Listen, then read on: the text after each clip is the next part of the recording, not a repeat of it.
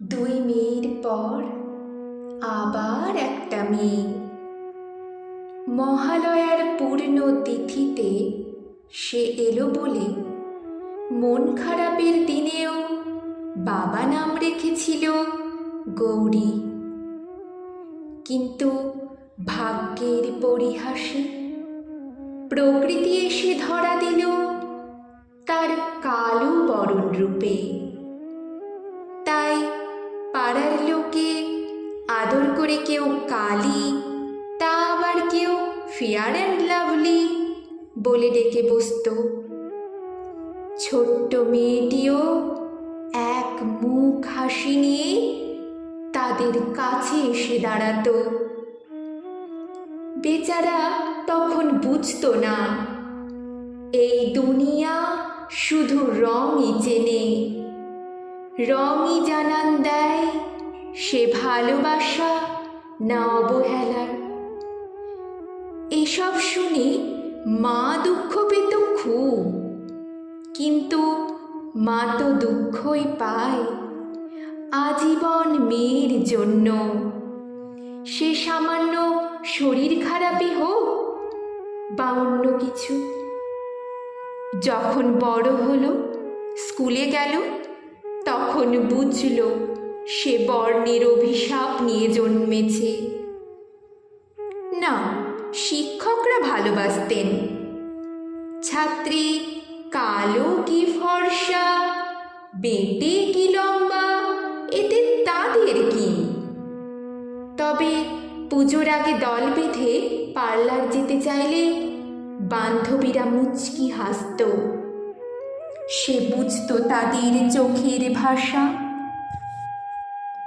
অসহ্য অব্যক্ত যন্ত্রণায় ছটফট করত কালো চামড়ার নিচে লুকিয়ে থাকা বুকের ভেতরটা। বাজারে গেলে অনেকে বলেই বসত, এই রংটা নিও না, তুমি তো কালো, এটা মানাবে না তোমায়। মাথা নিচু করে চোখের জল লুকাতে হতো। অনেক নিষ্পাপ শিশুও সর্বসম্মুখে বলে দিত, তুমি ছুঁয়ো না দিদি, কালো হয়ে যাব।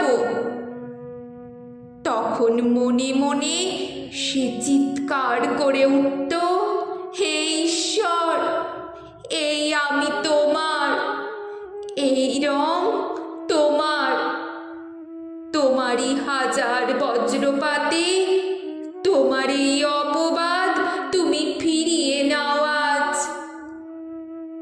কিন্তু ঈশ্বর বড়ই বধির। মানুষই মানুষকে ছুলে জাত যায় না, রঙেও না।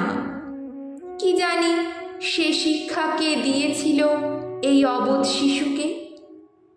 হয়তো তার ফর্সা মা কখনো মজা করে বলেছিল টিভির ফর্সা হওয়ার বিজ্ঞাপনের দিকে। চোখ রাখত মেয়েটি অধীর আগ্রহে। কিন্তু সবই চমক। তার কালো রঙের আত্মবিশ্বাসে কেউ চির ধরাতে পারেনি কখনো। আসলে জন্মটাই ছিল তার গভীর অমাবস্যায়। মেয়েটা বড় হলো, ভূগোলে এমএ করল, কিন্তু এই আলো তার কালো ঘোচাতে পারল না। প্রেমের বসন্ত কিন্তু মহান, সে কোনো ভেদাভেদ করে না। সে যেমন ফর্সার মনে আসে, তেমন আসে কালোর মনেও। তাই প্রেম পুরুষ তার পাথর চাপা ছিল, হৃদয়ের গহন আধারে অপ্রকাশিতভাবে।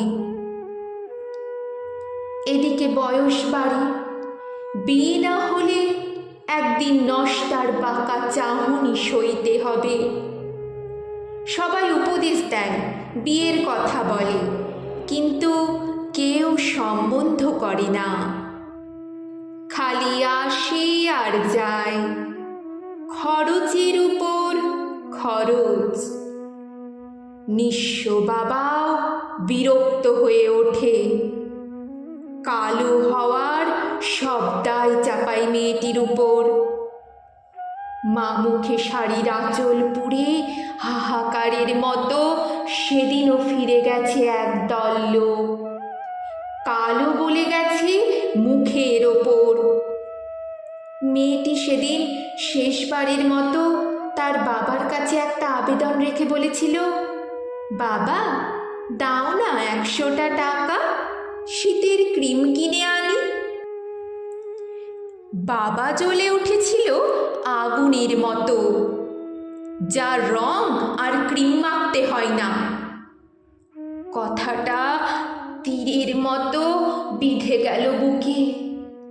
সারা জীবন শুধু রং আর রং, শুধু বর্ণ আর লিঙ্গভেদের অপমান।